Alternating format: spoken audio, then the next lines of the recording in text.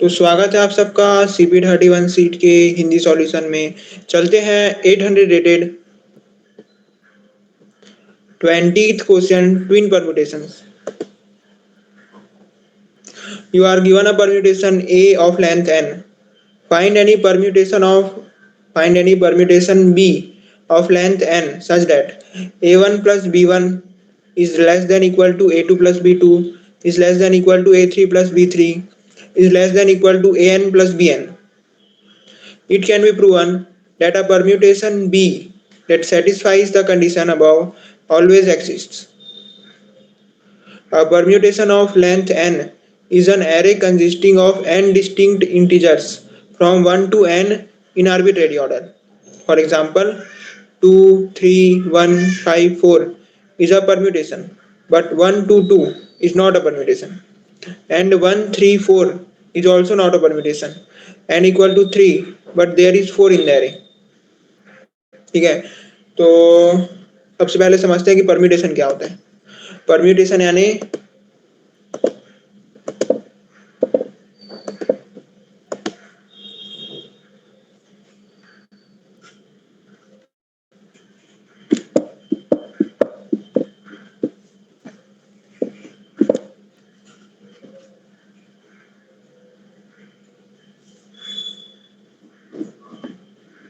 ठीक है, परम्यूटेशन यानी कोई भी ऐसा एरे,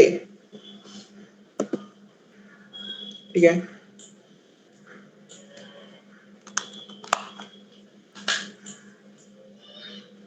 परम्यूटेशन यानी कोई भी ऐसा एरे जिसमें n तक जितने भी इंटीजर्स है वो सब हो। ठीक है, n क्या है? साइज ऑफ एरे, यानी एरे का जितना साइज है 1 से लेकर एरे के साइज तक जितने भी इंटीजर्स हो सकते हैं वो सब इस एरे के अंदर प्रेजेंट होने चाहिए। मान लो n का वैल्यू 5 है, यानी जो अपना एरे है उसका साइज अगर 5 है तो 1 से लेकर 5 तक जितने भी इंटीजर्स सब इसके अंदर प्रेजेंट होंगे। यानी 1 प्रेजेंट होगा, 3 प्रेजेंट होगा, 2 प्रेजेंट होगा, 4 प्रेजेंट होगा, 5 प्रेजेंट होगा। ठीक है, यानी 1 से लेकर एरे के साइज तक जितने भी इंटीजर्स है वो सब प्रेजेंट रहते हैं परम्यूटेशन के अंदर। ठीक है, ये हो गया परम्यूटेशन। अब क्वेश्चन में क्या पूछा है? क्वेश्चन में पूछा है कि हमको एक परम्यूटेशन ए दिया है जिसका लेंथ n है और हमें एक दूसरा परम्यूटेशन बी निकालना है, उसका भी लेंथ n होगा। ठीक है, और ये जो दोनों परम्यूटेशन है वो इस कंडीशन को सेटिस्फाई करने चाहिए। ठीक है, यानी हमें एक एरे दिया है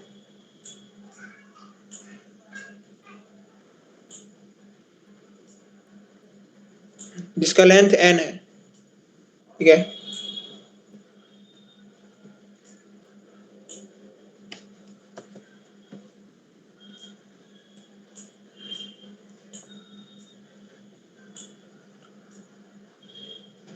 ठीक है, क्या दिया है? हमें एक परम्यूटेशन ए दिया है जिसका लेंथ n है। इस एरे ए के मदद से हमें एक दूसरा परम्यूटेशन बी निकालना है, उसका भी लेंथ कितना होगा? n होगा। ठीक है, और जो ए और बी के एलिमेंट्स हैं वो इस कंडीशन को सेटिस्फाई करने चाहिए कि जो A1 प्लस B1 है वो A2 प्लस B2 से छोटा होना चाहिए। ठीक है, यानी कि ए और बी के पहले एलिमेंट का सम दूसरे एलिमेंट से छोटा होना चाहिए, दूसरे एलिमेंट का सम तीसरे एलिमेंट से छोटा होना चाहिए, तीसरे एलिमेंट का सम चौथे एलिमेंट के सम से छोटा होना चाहिए। ठीक है, तो हमको एक एरे दिया है, उसके मदद से हमें दूसरा एरे बी निकालना है। ठीक है, तो क्वेश्चन क्लियर है। अब चलते हैं इसके एक्सपेक्टेड टाइम कॉम्प्लेक्सिटी में। तो जो टाइम लिमिट पर टेस्ट दिया है वो है 1 सेकेंड। ठीक है, क्या दिया है? टाइम लिमिट पर टेस्ट, यानी एक टेस्ट के लिए हमको दिया है 1 सेकेंड। 1 सेकेंड में होते हैं 10 पावर 8 ऑपरेशंस।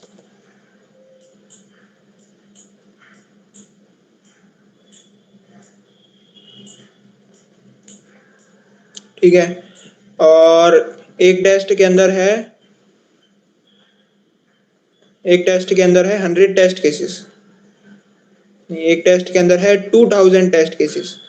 ठीक है, तो एक टेस्ट के अंदर है 2000 टेस्ट केसेस। ठीक है,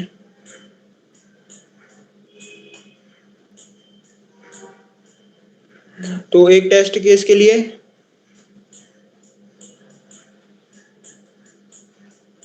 कितना होगा? 10 पावर 8 अपॉन 2000। इसको लिख सकते हैं 5 इंटू 10 पावर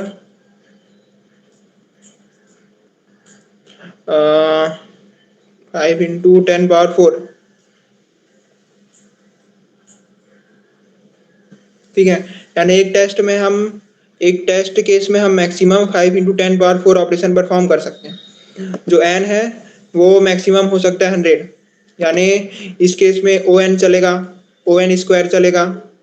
ठीक है, ओ एन चलेगा, ओ एन स्क्वायर भी चलेगा।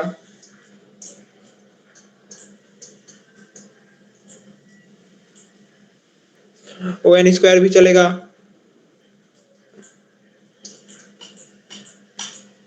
ठीक है, एक से लेकर ओ एन स्क्वायर तक जितने भी सॉल्यूशन है वो सब चलेंगे। ओ एन स्क्वायर से ज्यादा वाले सॉल्यूशन यानी O N square log N, O N cube, ये सभी सॉल्यूशंस नहीं चलेंगे, क्योंकि ओ एन क्यूब में क्या हो जाएगा? 10 पावर 6, जो 5 इंटू 10 पावर 4 से ज्यादा है। एन स्क्वायर लॉग एन में क्या होगा? उसमें भी जो 5 इंटू 10 पावर 4 का लिमिट है वो क्रॉस हो जाएगा। ठीक है, तो ओ एन स्क्वायर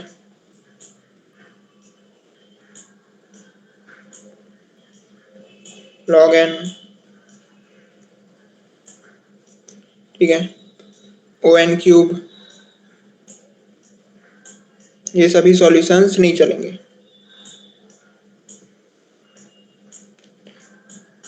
ठीक है, ये हो गया expected time complexity discussion. Expected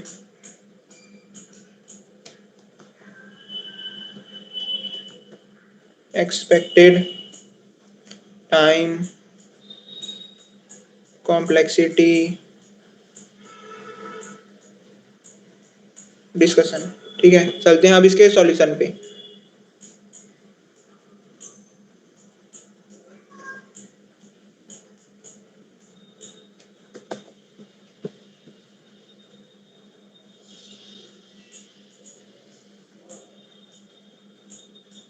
ठीक है, चलते हैं इसके सॉल्यूशन पे। तो इसका सॉल्यूशन क्या होगा? सॉल्यूशन में जाने से पहले एक इम्पॉर्टेंट चीज बताऊंगा। ठीक है, क्या है?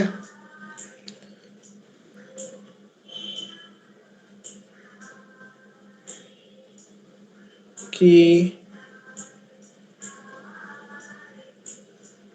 मान लो हमको 7 ऑब्टेन करना है। ठीक है, 7 ऑब्टेन करना है तो क्या होगा?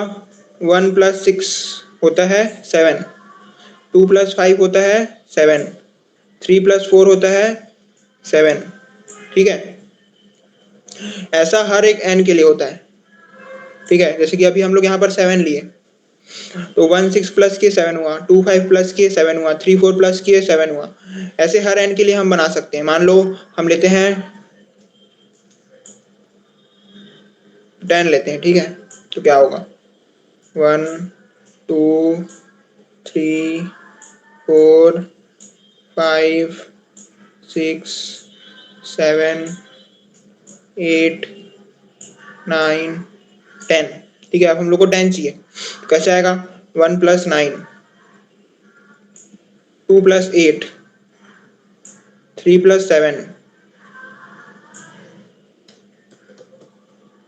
उसके बाद 4 + 7, नहीं 4 + 6, उसके बाद 5 2 टाइम्स, क्या हो जाएगा? 10 हो जाएगा, कि इसके पास कुछ पेयर नहीं बचा इसलिए इसको 2 टाइम्स लेंगे। ठीक है, तो ये बहुत इंपॉर्टेंट ऑब्जर्वेशन है।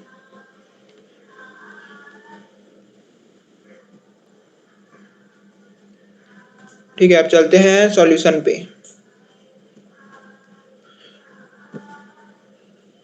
क्वेश्चन में हमें बोला है कि हमको इस कंडीशन को सेटिस्फाई करना है, यानी इस कंडीशन को जिसमें a1 plus B one less than equal to a2 plus B two, यानी ए बी का जो फर्स्ट वाला है उनका सम सेकंड वाले के सम से छोटा होना चाहिए, सेकंड वाले का सम थर्ड वाले के सम से छोटा होना चाहिए, थर्ड वाले का सम फोर्थ वाले के सम से छोटा होना चाहिए।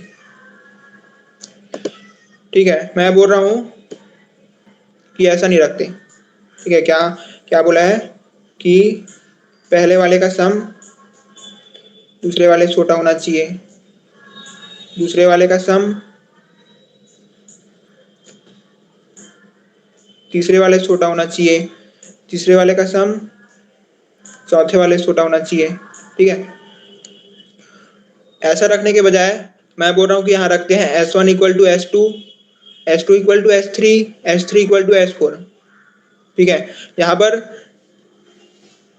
ऐसा है कि दो कंडीशन है। ठीक है, या तो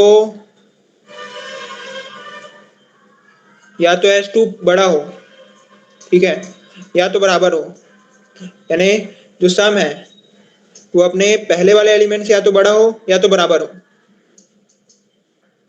दोनों ही कंडीशन में जो टोटल कंडीशन है वो ट्रू हो जाएगा।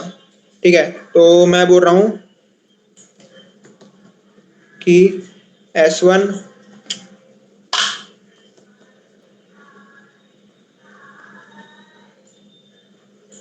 Equal to S2 equal to S3।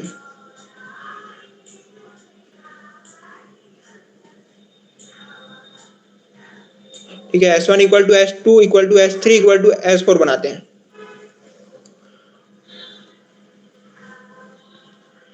मतलब S2 को बड़ा या बराबर रखने के बजाय मैं बोल रहा हूँ कि बराबर बराबर रखते हैं सबको। ठीक है, तब भी कंडीशन सेटिस्फाई हो जाएगा, दोनों में से कोई भी एक कंडीशन सेटिस्फाई होना चाहिए। मैं बोल रहा हूँ कि इक्वल वाला कंडीशन रखते हैं अपने पास, इक्वल वाला कंडीशन सेटिस्फाई होगा तो भी चलेगा, है ना। और मैं बोल रहा हूँ कि जो S1 equal to S2 equal to S3 equal to S4 ये सब बराबर होना चाहिए n+1 के। ठीक है,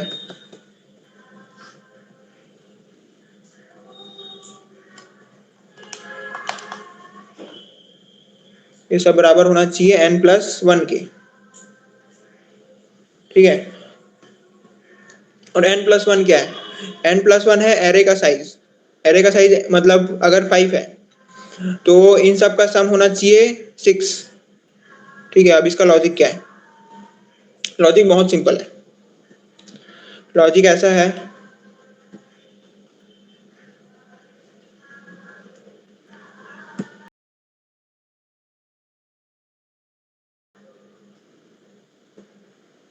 तो एरे कैसा बनता?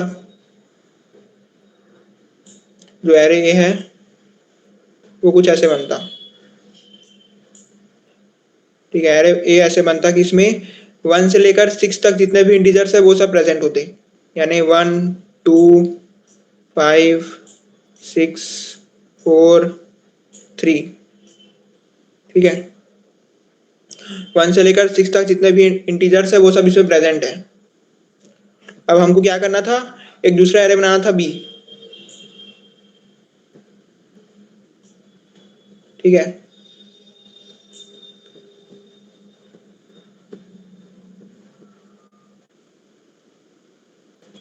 तो ये दूसरा एरे हम लोग कैसे बनाएंगे?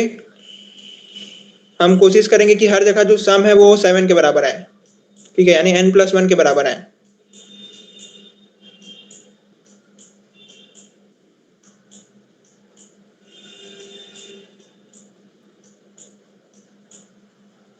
ठीक है, तो सम है वो n+1 के बराबर है।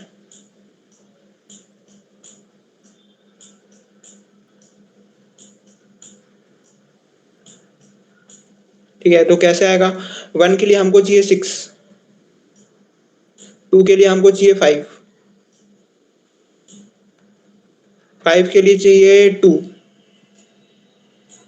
6 के लिए चाहिए 1, 4 के लिए चाहिए 3, 3 के लिए चाहिए 4। ठीक है, यानी हम क्या करेंगे, जो सम है, ठीक है, जितने भी सम है वो सबको इक्वल टू कर देंगे n+1 के। n+1 के इक्वल क्यों करेंगे, क्योंकि इससे पेयर बनाना आसान है। कैसे, 1 का पेयर हमको पता है कि 6 है, 1 और 6 का सम करेंगे 7 आता है। वैसे ही 2 और 5 का सम सेम होता है, 3 और 4 का सम भी सेम ही होता है, यानी सबका सम n+1 के बराबर होता है।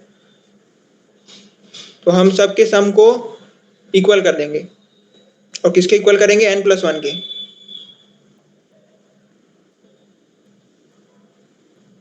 ठीक है, तो ये है इसका सॉल्यूशन। अब चलते हैं इसके कोड में।